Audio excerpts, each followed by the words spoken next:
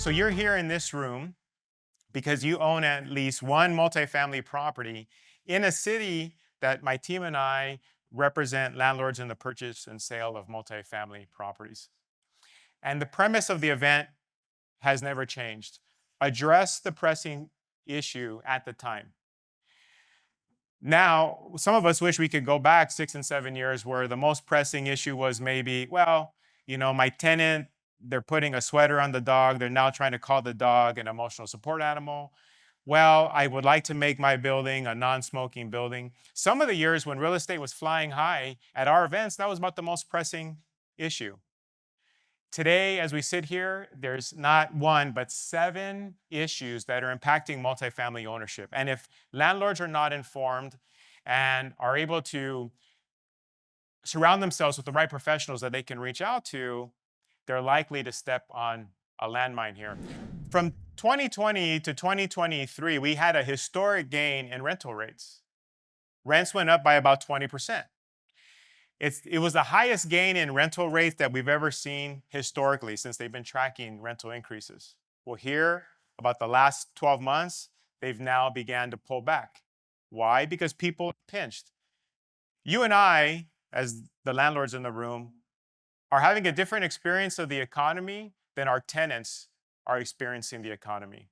People are doubling up, vacancies increasing, so rents have pulled back. If rents cannot keep pace with inflation cost, then profits will plummet. That's issue number 2. Back to interest rates. Now, some of you may be thinking, well, Chris, the Fed just lowered the rate 0.5%. They promised to lower them more. Isn't that going to be a saving grace? Well, we have Gil Figueroa in the room here who's going to explain to us why the exact opposite has happened and rates have actually gone up. But let's say, for argument's sake, that interest rates were to take a trajectory downward. Well, historically, it takes the market anywhere from 1.5 to 2 years to change direction and values to move in a positive direction. So even if we begin to see lower interest rates, we could be 18 months to 24 months away from a change in direction in values. And that's meaningful, obviously, to landlords. You and I, as housing providers, landlords, have a target on our back. And I don't say that lightly. But between the politicians, the tenant advocacy groups, and the culture at large that demonizes landlords, it's common thought that you and I should bear the brunt of the economic woes of the state, the shortage in housing, and that has led to more tenant protections. If you had an eviction, say about a decade ago, there was free representation for tenants, but BASTA was one of the main groups around. There wasn't that many. Today, they're everywhere. We'll have with us today Mr. Mike Brennan, eviction attorney extraordinaire, to explain something to us called right to counsel. And if you haven't heard what this means, that means that your tenants, on your dime, your taxes, are going to get free representation for every eviction that you have here in LA County to start with. And they're going to bluff you all the way to a jury trial. And your evictions are going to cost you 3 and 4 times what they used to, not to mention the loss of peace of mind and the loss of your time. Some cities now have their own version of rent control, an extra layer of protection for the tenants on top of statewide rent control. So under statewide rent control, the ceiling is 10%. But some cities have a ceiling of 5% or inflation, whichever is lower. Some have 4% or inflation, whichever is lower. Bell Gardens has half of inflation. So if you own a building at Bell Gardens, you can raise your rents this year a whopping 1.9%. And for those of you that are thinking, I'm glad I don't own in Bell Gardens.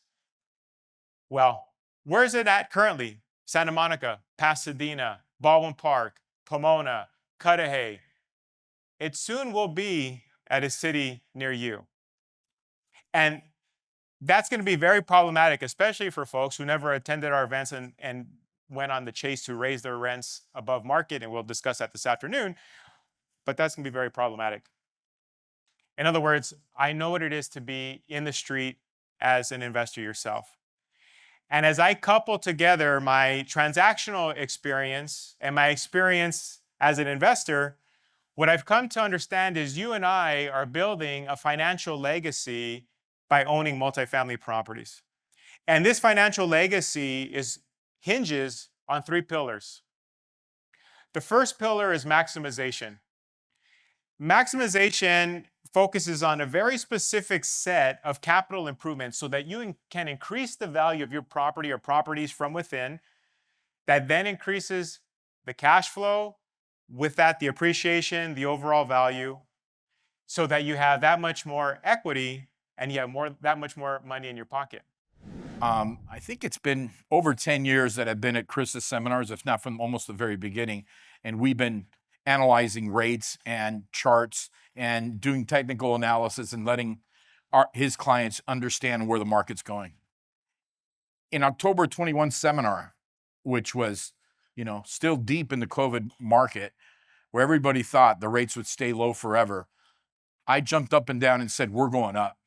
And we're not just going up a little bit. We're going to go up quite a bit. So I said, this is I believe, a 24-year cycle channel. So you can see how the rates bumped up for 24 years in that cycle. The moment that it broke, you see our low at 3.98. That's actually 0.0398. That's how low rates got as far as the 10-year treasury. Once we broke, we doubled up. And my estimate was we're going to go to the top of that chart. My motto throughout my conversation is going to be, are you playing offense? Because obviously we have some issues. We have things that are happening around us that we can't control, okay? So what offense are you playing? Are you improving your property? Are you doing cash for keys? Are you trying to get the market rents now before any other proposition comes in and hurts us? We need to play offense. So that's what we're going to talk about today. I've been talking about inflation and stagflation before it started. And recently, the Fed is in a quandrum. And the quandrum is the fact that it's difficult to lower rates in an inflationary environment. So that's something that we've been looking at, and we're headed for stagflation. And the last time we were in stagflation was in the 70s. Who remembers those times? Okay, you do any gas car lines, odd and evens? I was in the car with my dad and back. I remember those days. So those are tough days and tough time. How did we get out of that time? We got out of that, what's called Keynesian economics, which is spending on infrastructure and spending. Can we spend our way out right now? I would say not. We're over leveraged. I'd say the world is over leveraged. So we expect some corrections coming very soon. So prepare, play offense, have a plan, please. So we're gonna talk a little bit about 1031 exchange, but primarily we're going to focus on the Delaware statutory trusts, which are commonly called DSTs. There's another form of a DST called a deferred sales trust. We're not going to talk about that today, but I'm going to give you some examples of the Delaware statutory trusts. When you get involved in a program that's being brought as an investment program, you will typically have to be an accredited investor, which means you have a net worth of $1 million or more, without regard to your personal residence. So most of these programs that are in the market today, they are built for the accredited investors. And almost all of you in this room are easily accredited because of owning real estate in California. Now, what is a Delaware Statutory Trust and when was it first coming into the market? You can see this revenue ruling 2004-86. What that means is that Delaware Statutory Trusts really got their birth in 2004. They are a fractional ownership structure so that you can exchange out of your rental property, come into a DST, and you become one of a number of owners in the DST. And it's going to give you some certain advantages, which we'll go over in a minute. You can go into a DST that is diversified. It might have a lot of properties, almost like a little mutual fund of properties. or you can go into a DST that has one property in the DST. They are typically income tax and estate tax friendly. So people go into DSTs because they're doing 1031 exchanges of the real estate, and they're looking for a tax deferred way to get out of your current real estate and into an investment program that makes sense. So this is the investor profile. The investor that works with me, and I know there are a number of you that have worked with us in the past, and I appreciate working with you and having these number of years with you. But our investor profile, they're looking for tax deferral, number one. So they want that 1031 exchange because they don't want to have to pay that state and federal tax. Now in California, we have a 13.3% maximum tax. We don't have a capital gain rate in California. We just have a regular tax rate, applies to all income. And then when you start to add the federal taxes, the Medicare surcharge taxes, you could easily be giving up maybe 40% of the total investment dollars. The second reason people are coming and doing 1031s is they're really looking for capital preservation. You've already heard from Chris where he mentioned that you're in different phases of your life, and this is typically for the retiree or the pre-retiree. Our average investor age, believe it or not, is 72.4 years old, okay? So those are folks that have made their money in real estate, and usually they have more real estate than any other type of asset, and that's probably common to this room. And so they're looking for preserving that capital. They don't want it to go away to the government. They want to preserve it. So safety is really important. Then they're looking for stable income. And a lot of times we can create a stable income inside the DST that might even be double or triple of what you're currently having. Our investor profile, they're looking for strategic exits, both from the property that they're engaged in today as a rental property, and then they want to know that they've got good exit possibilities from the DST that they're going into. So I'm going to just hit on that real quickly. Now, what does a portfolio or a DST look like? I'm going to give you a little plug here. Not only did I start JRW Investments, but 12 years ago, I started this company called Exchange Right. You see at the top of the slide, Exchange Right. Now, Exchange Right is a DST company. And from 2012 to 2015, we became the third largest in the country doing DSTs. We've done just under 100 programs, and we're now managing $6.2 billion of real estate. So it's been phenomenal growth. We've been very blessed to be able to work with so many investors across the country. But this example of 63, this is one of our programs that we did this year. And I want to just talk about this in particular, but it's going to illustrate what you can do with a DST. So in this program, you notice that the properties that are in it are typically names that you know: FedEx, Tops Market, Dollar General, Tractor Supply, BioLife. And this portfolio is made up not only of those tenants, but of additional tenants. And we're raising in this thing about $75 million. We go to the makeup of what could be in a DST, and this is just this one DST, okay? This one DST, we're raising $75 million, and we've already done this, by the way. This is not available for you. It's sold out, but $75 million. And we did this one for those investors that would need some debt. So we have a $50 million loan on it, and the investors don't have to qualify for the loan. I sign on the loan, what they call non-recourse guarantees, bad boy carve-outs are also called. I'm on the hook on those, but none of the investors are. So we've got $75 million plus $50 million debt. We've got $125 million in assets in this thing. And off of those assets, the tenant mix, as you can see in this pie chart, consists of FedEx, Tops Market, Schnucks Market, BioLife Plasma, Daybreak Market, Dollar General, Tractor Supply, Dollar Tree, Dollar General Plus. So you've got a mix, and what's it feel like? Feels like a mutual fund. Feels like a little mutual fund of property, and it's one that's going to generate income. Now, we have 1,283 properties now across the country that we've done this for 12 years. And we've yet to have any missed rent payments given COVID, given anything. So this is kind of a conservative approach to getting into DST. Other DSTs might also, you could do an apartment DST. You might find that an apartment DST has 3 apartments in it or 1 apartment in it, and you like the apartment approach, you're going to be able to find DSTs that have apartments. Underwriting is entirely different than doing something that's a net lease portfolio like this.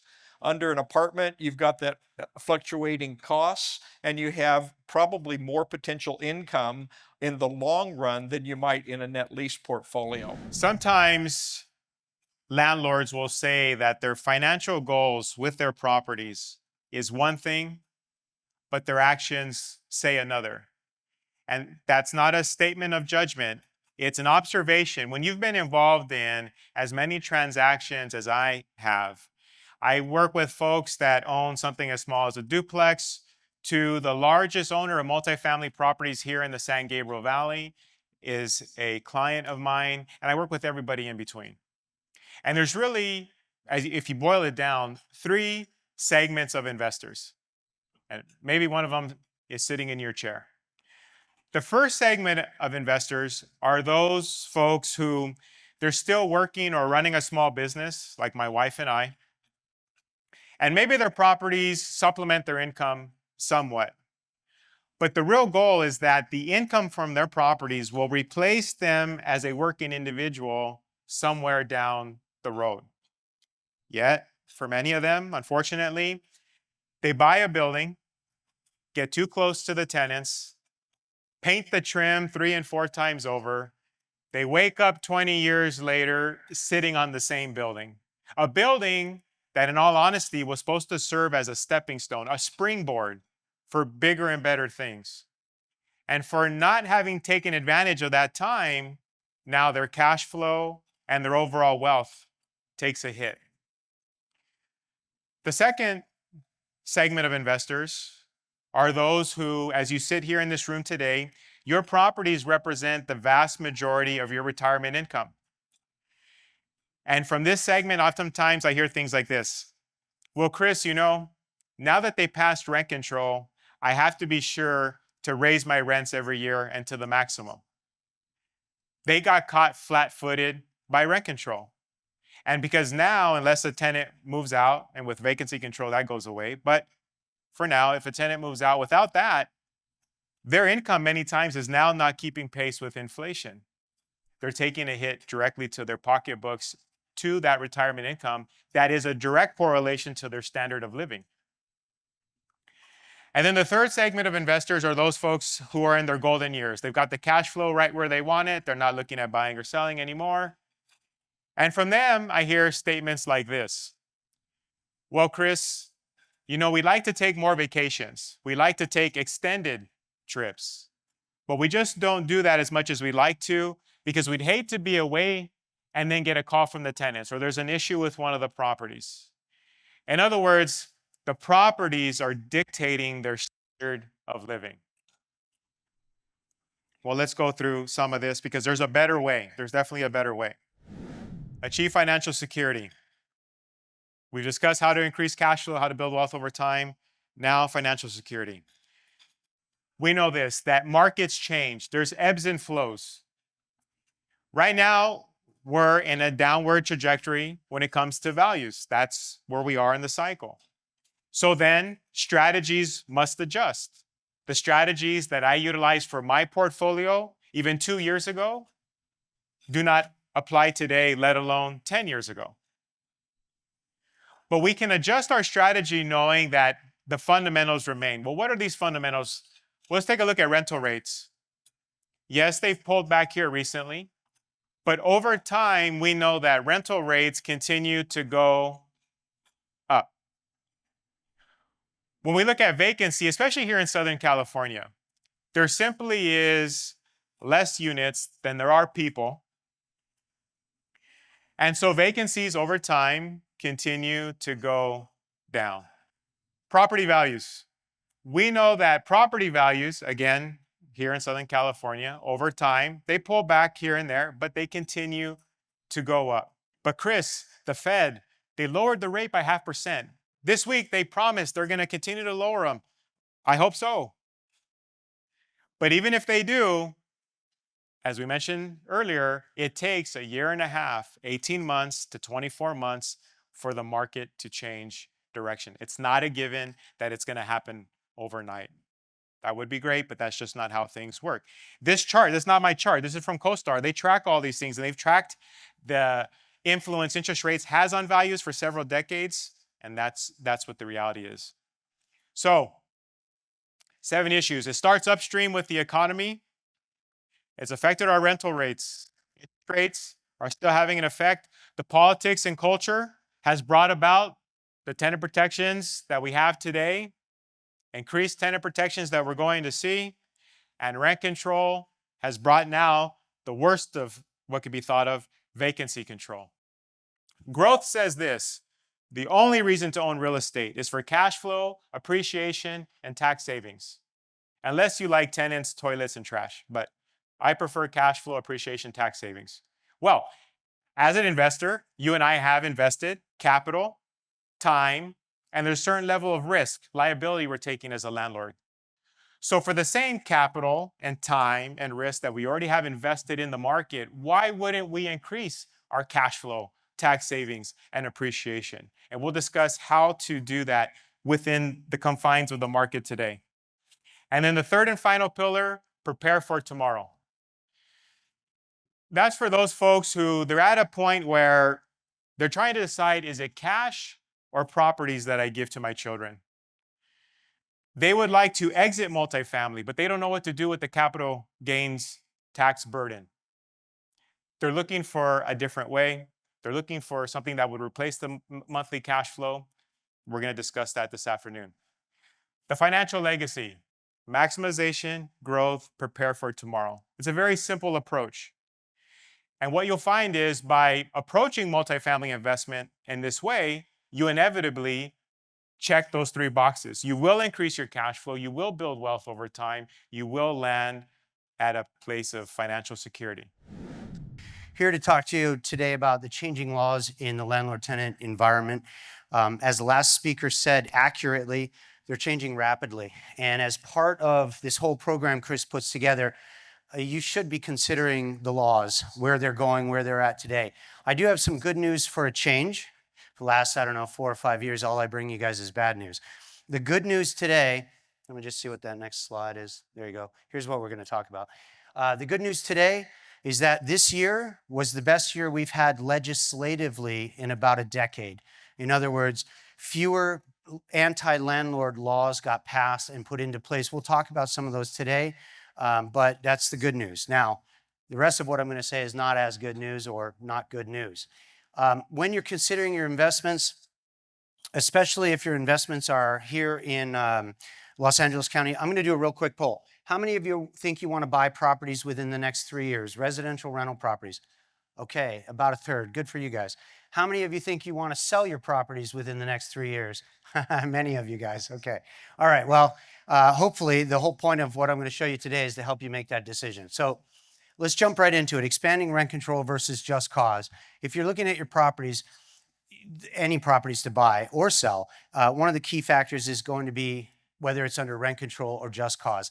That topic alone is very confusing for most people if you're not an attorney that does this every day. By the way, for those of you taking pictures, I'm going to offer you the same thing. You don't have to, you can, I don't care, but I'll email anybody who wants them the slides, plus my notes. So I don't want to really talk about rent control too much today. I'm going to focus really on just cause right now. They are 2 totally distinct topics, and what I'm seeing over the last 18 months is more cities are implementing just cause than they are rent control. And so one key distinction between them that you'll want to think about is Costa-Hawkins. And I'm going to talk about Prop 33 in a little bit and what that means and how it impacts you and how that will impact Costa-Hawkins. But the key to remember with rent control is that Costa-Hawkins is a law that was passed in 1995, and it stops municipalities like cities and counties from implementing rent control on every single property. There's limits, there's exemptions. Key to remember about just cause is that there is no such law. Costa-Hawkins doesn't exist for just cause. So as these cities implement more and more just cause ordinances, they're impacting the value of your property because they're impacting your ability to terminate tenancies. And we're going to talk a lot about what the last gentleman spoke about in a little bit, but I want you to keep that in mind. Just cause is spreading quickly. One of the biggest problems my clients are having right now is figuring out which ordinance applies to their property and then actually complying with it. The biggest challenge with these ordinances are the administrative challenges. And what I mean by that is, for example, some of these ordinances require you to register your property. Some of the ordinances require you have specific language in your notices. Some of them require you to have specific language in your leases. Some of them require to post the registration. Some of them require you to serve the registration. Some of them require you to post a notice of tenants' rights on the property. Some of them require you to put language in your notices that say that the tenant is entitled to a reasonable accommodation. Some of them, on top of all of this, some of them require that every time you serve a notice, you have to serve a notice of the tenant's rights under this just cause ordinance. And that wasn't even all of them. So you can see how that gets really problematic very quickly. And like I said, the trouble my clients are running into is that they don't understand the ordinances.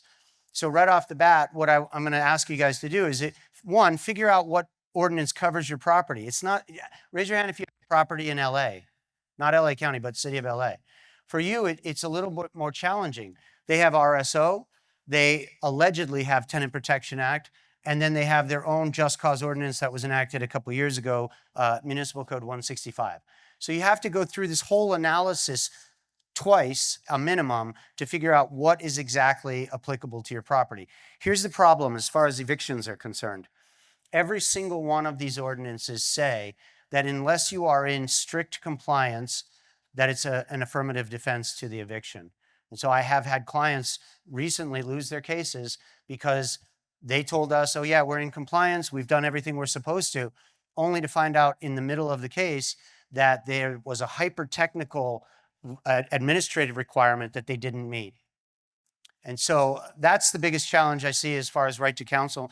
Now we can kind of limit those impacts, and I'll talk about this more later. But one way to do that is to start digitizing all of your files. For those of you who already own property, I would start with your building permits, your certificate of occupancy. I have multiple clients in the last 2 weeks tell me they don't even know what a certificate of occupancy is, which is a little bit mind-boggling. But on a bigger picture, let me explain to you why I want you guys to start digitizing your files. If you have to do an eviction, right now, the next slide is right to counsel. I'm going to talk about this in a lot greater detail in a second. But if you have to do an eviction and the other side hits you with discovery, you only have 5 days to answer that discovery. And that creates a lot of problems and a lot of challenges for you. Most of the time, my clients can't get me the documents in time, which means I need to ask for a continuance and continue that trial. And so it's very problematic. So if you start digitizing all your files, for example, the certificate of occupancy determines, at least in part, what ordinance applies to your property. For example, the Tenant Protection Act. It says that the first question you're going to ask yourself is, what date was the certificate of occupancy issued? And if it's 15 years or more, which obviously is a rolling date, if it's 15 years or more, so far you're under the Tenant Protection Act. LA's is October 31st, 1978. But if you don't have those documents digitized, it makes me doing my job more challenging and slows your cases down. So we're starting to ask our clients, hey, look, start digitizing your files. Start understanding what these ordinances are. Read the ordinances. I know nobody wants to read the laws. I don't blame you. Here's the good news. This is all that passed this year that has a negative impact on you guys. Now, the first one is kind of a big deal, but if you've been watching any of my seminars over the last 10 years, you'll know that 5 or 6 laws is nothing. It's not uncommon to have 20 laws pass in a year that are anti-landlord. So let's go through these real quick. AB 2347 increases the time tenants now have to respond to an eviction. It went from 5 days to 7 days. 5 days to 10 days. What that really means is now, if you hand a tenant a summons and complaint personally They were supposed to have 5 days. Now they get 15 to 18 days because of the weekends. Depends on what day they get served. So that's obviously negative for you guys. Slows your cases down, allows them to stay in your unit rent-free a little bit longer. Kind of a pain in the rear for everybody. AB 2493 changes to the rental application screening fee policies. So this law says that if you guys are going to take screening fees, which the vast majority of the industry does, you now have to do one of two things. You have to either refund the money to anybody you did not accept, or you have to accept the first qualified applicant. And you know, for years I've been telling you guys don't do that. So what I think most landlords are going to do is say, I'm not charging the tenant screening fees. This way I can pick whoever I want and I don't have to refund anything and go through the brain damage. But anyway, so that's changes in rental application screening fees. AB 2747, positive credit reporting mandates. This impacts specific landlords of 15 plus unit buildings. You will have to report positive. You'll have to offer your tenants an option that you, as the landlord, will positively report their positive rental payments to at least one credit bureau. Now, this one I actually like. I think it's a great idea. Why? I think the whole industry should move into this direction because, as you all know, in an eviction, guess what? They're sealed. The vast majority, you'll never know about the vast majority of evictions because those records are all sealed. But you know what you will know? If everybody's positively reporting rent payments and a tenant, you pull that report and it shows that the last 90 days there's no positive report for that rent, what do you think's going on? They're being evicted. So it's kind of a workaround for the sealing of the record. So I'm actually in favor of that one. AB 2801, security deposit accounting changes. There's a lot to this, but all I'll tell you is now what this law says is you're going to have to, by law, take pictures at certain times. Starting January 1st, you have to take pictures before you make any repairs to the unit after the tenant moves out, and then you have to take pictures after you've repaired that condition. Starting next July, you are also legally bound to take pictures prior to the inception of the tenancy. Again, that's one, most landlords do that anyway, so that's not a huge deal. But now it's actually by law.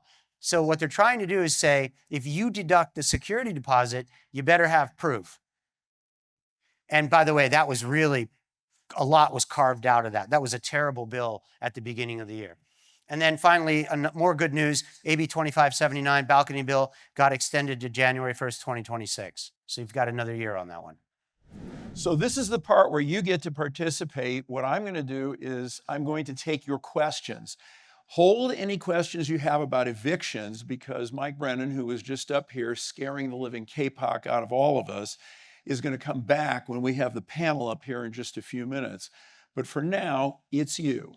I can certainly talk for the next 20 or 25 minutes about real estate and apartments and so forth. My mother always said, generally speaking, Stephen is generally speaking, but I'd much rather respond to your questions. There's a microphone headed your way if you put your hand up.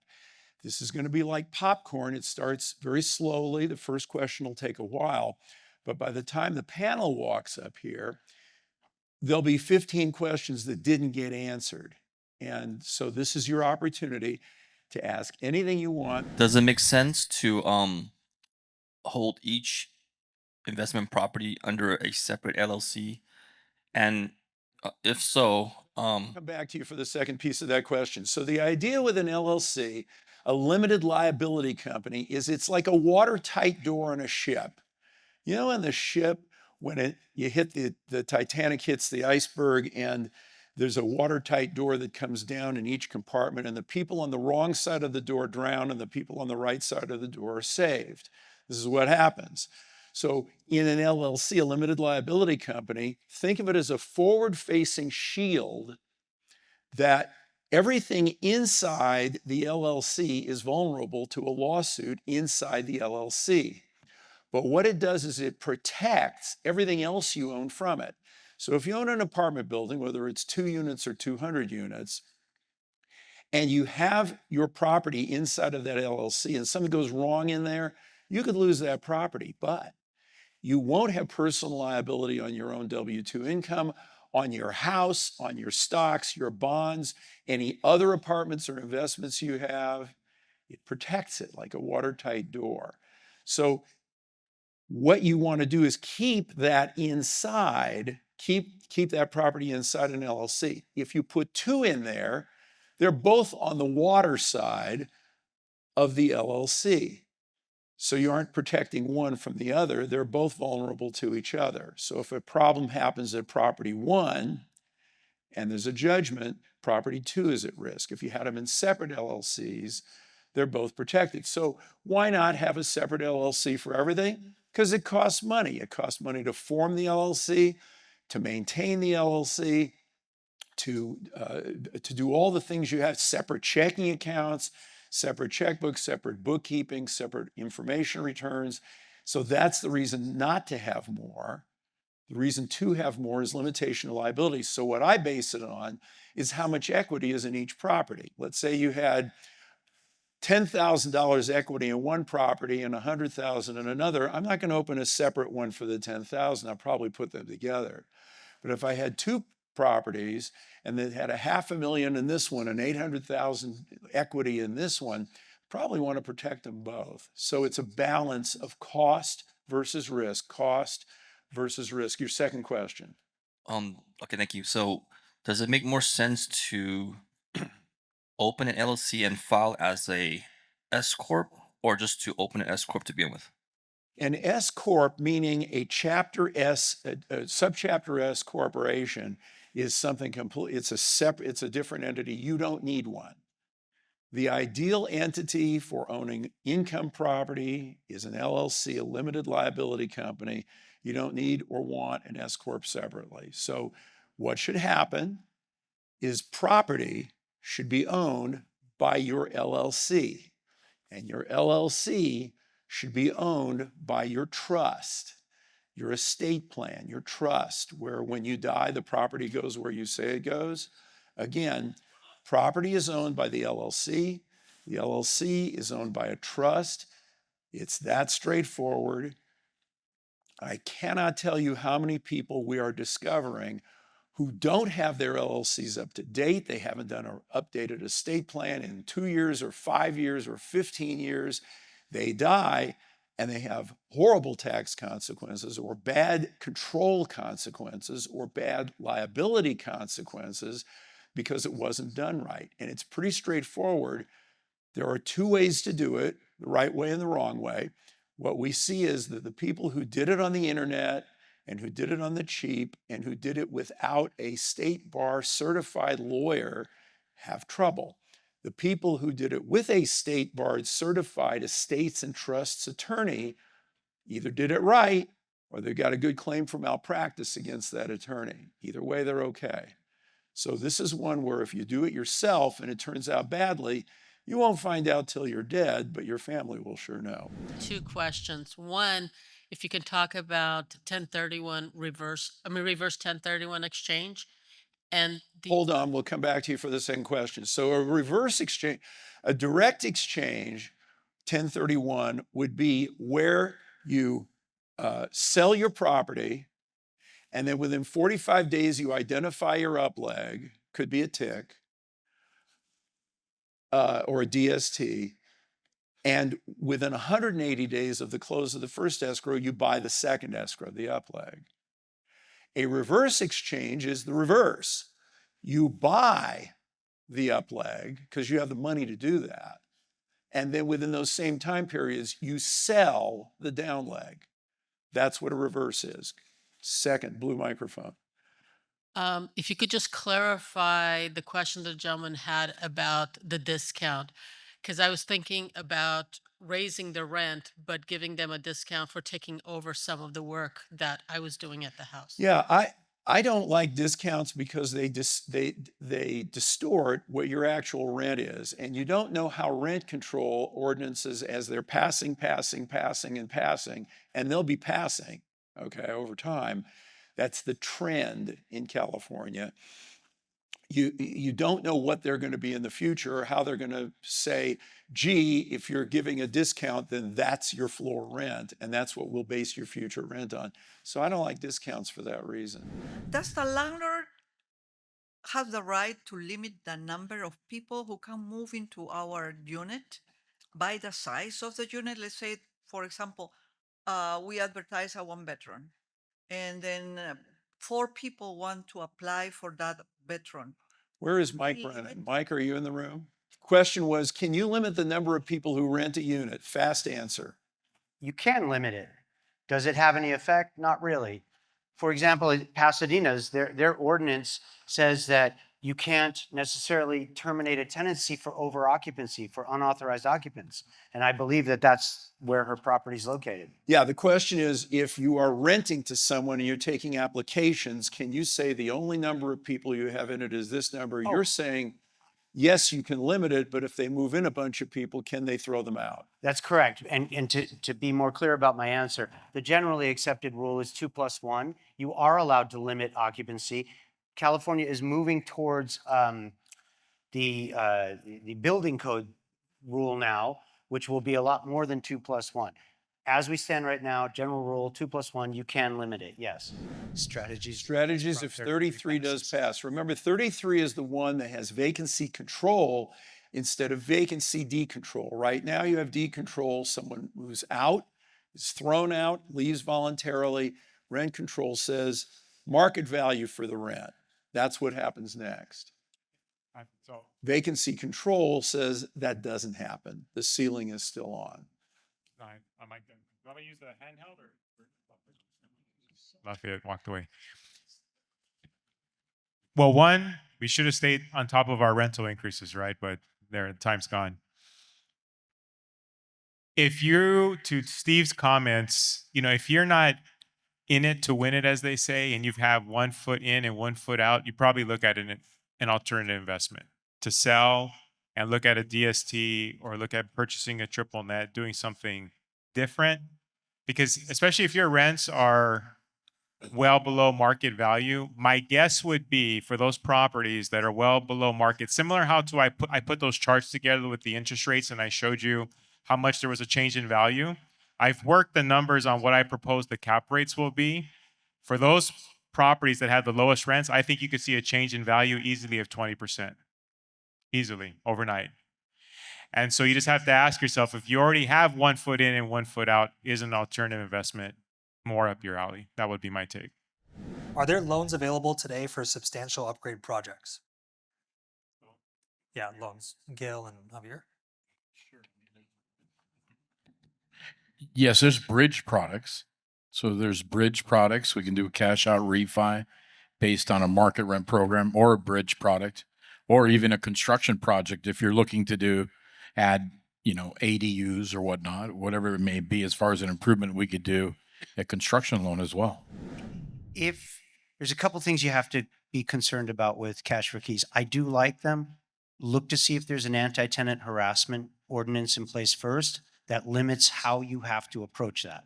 Second is look at the city, specifically their ordinance, to see if the tenant can be evicted for failing to vacate after they've signed that agreement. In LA, you cannot evict them. So you can't evict them just because they took your money and didn't move out like they said they would. But in other cities, you can.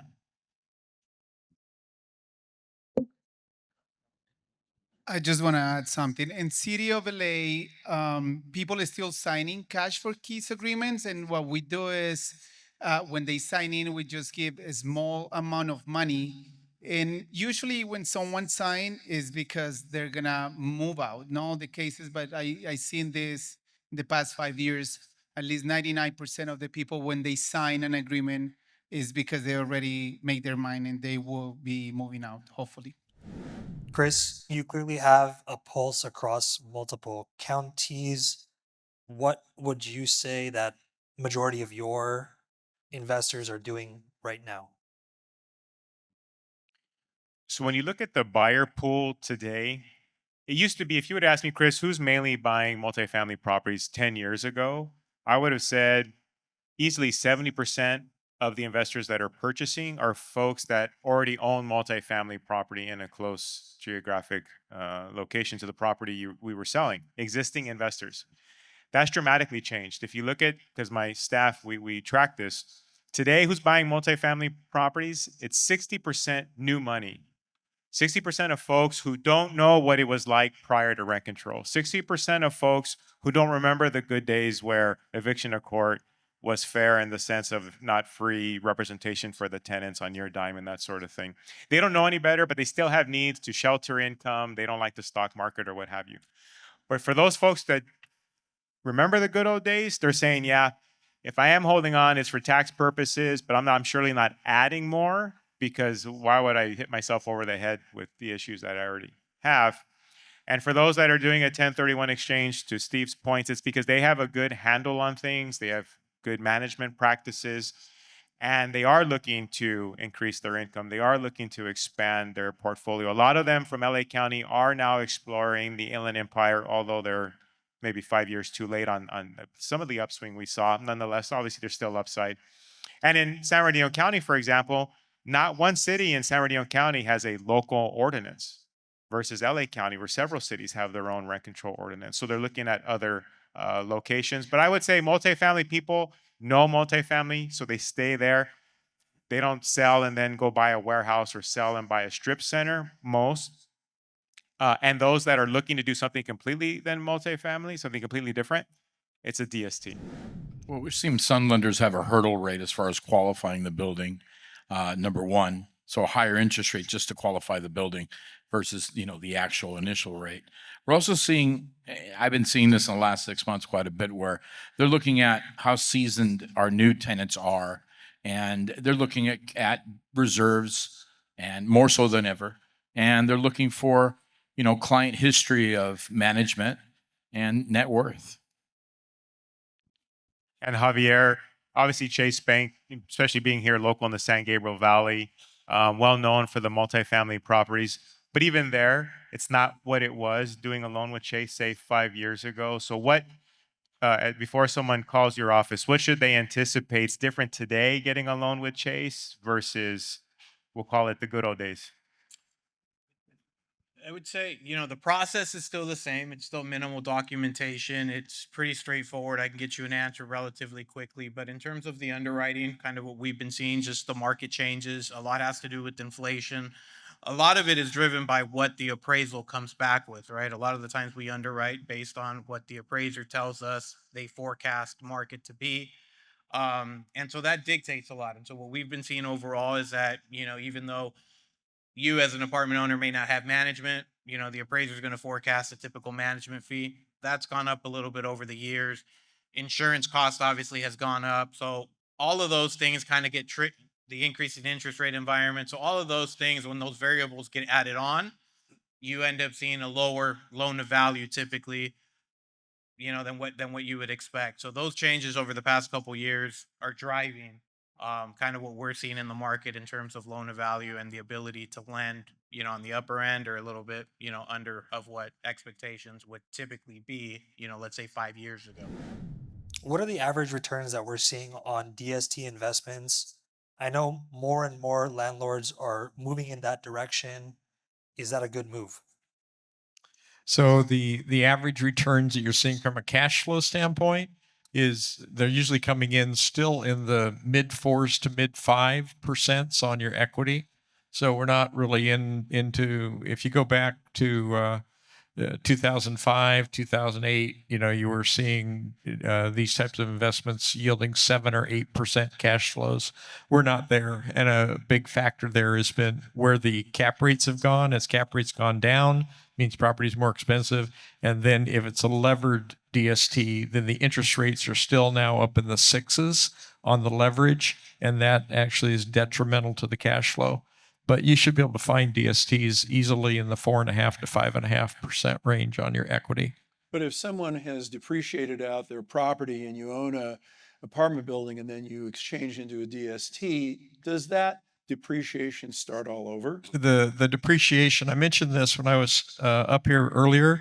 If you do not take on new debt when you do a 1031 exchange, then your old tax basis, your old depreciation just flows forward into the new DST. But if you buy a DST, let's just say that you sell your property for $1 million and you decide to go into a DST that has 50% leverage, then you're really buying $2 million with your $1 million. And so you're picking up new tax basis of $1 million, and that $1 million can be depreciated all over again, even though the DST is paying the debt, and even though you personally are not liable and recourse on that debt, you still get credit for it. So that's a nice feature that you could do. If you do a DST, you can actually pick up tax breaks. We are Edgar and Monica Tajoro. We own in Pomona. So me, it was everything. Yeah, it was, Yeah, it I was was full, soaking everything up. full of information. And I was Yeah. just going to say that I was at the last event. I was going to say, oh, it's just going to be the same thing, but it's not. But it's not. It's my not. first There's a time. lot of new information. There you go. Multifamily is very diverse, very complicated. Kind of like what Chris was saying, you got to have a plan. Yeah, my favorite part was the Q&A section. The Q&A part. That was very helpful too. Yeah. We'll do it again, man. We'll do it again. Like we're saying, like what they were saying today, the days of, buying and things just working out for you are probably over. You got to educate yourself. You got to have a plan, and you have a room full of experts. This is a great event. Very nice of you guys to put this together. My name is Michelle. I own an apartment building in La Puente. This is my first time attending this seminar. It's actually very, very informative from everything, and I was looking for an answer. I do have my own management company to manage it, but I thought it's very helpful to have me as the landlord to have the first-hand information from all different area of expert, from legal, from financing, and exit strategy. Yes, I actually do personally know a lot of landlord as my friends. So I was very surprised about today's event, and I would absolutely recommend and actually drag them to here next year. Thank you very much. Shiva Bhaskar with LME Investments. We own in LA County, primarily South LA and the surrounding areas. It was a great experience, learned a lot, got to hear some great perspectives, very educational. No sales pitch, which was great. I thought hearing the actual strategies used by other owners like Chris and other people he discussed. It's one thing to hear it, it's one thing to see what other people like us are doing, so that was great. I would encourage them to attend. That was very helpful. My name is Jaime Bejarano. I own in City of Los Angeles, City of Cudahy, City of Ontario, Pomona, and Montclair. Very informative, educational, and crucial because of some of the laws that we're unaware of. Some of the mistakes that we make as landlords, thinking that we know all the answers and, but not up with all the changes that exist today. But some of the speakers that we have really gave me a lot of insight, and more importantly, to go and seek their knowledge and expertise going forward. Just the overall strategy to rethink my strategy going forward, as opposed to being thinking, I guess, in a tunnel vision, but open horizons and seeing it from their perspective and their experience. I would encourage anyone to come to this seminar as often as it could or whenever the opportunity comes, because it is something that will help them immensely, because we are not all experts in every facet of owning real estate on our own. My name is Sherry Babb. I own almost Cypress, Fontana, and El Monte, La Puente. I have quite a few. Lots of information. I can not say how many times I attended these seminars, but I can say this seminar, every time I attend, save me thousands. I learn any idea I catch up, I can go back, talk to my management company, say, hey, try this, and work so good. Very, very lots of information.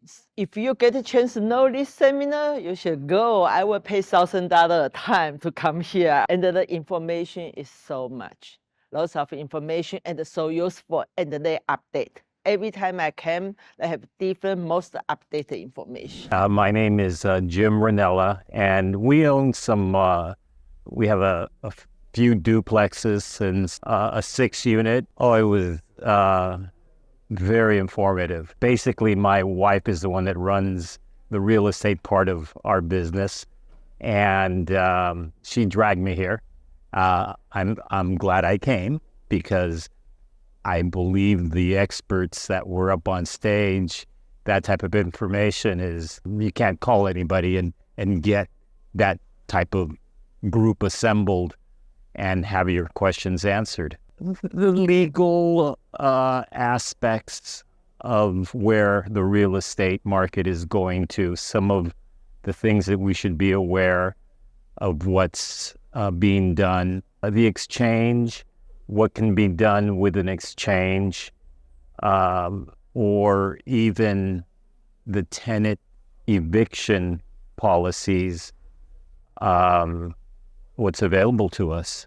I think that he'll become very knowledgeable, much more knowledgeable on what he's doing to feel comfortable and to grow with his investments.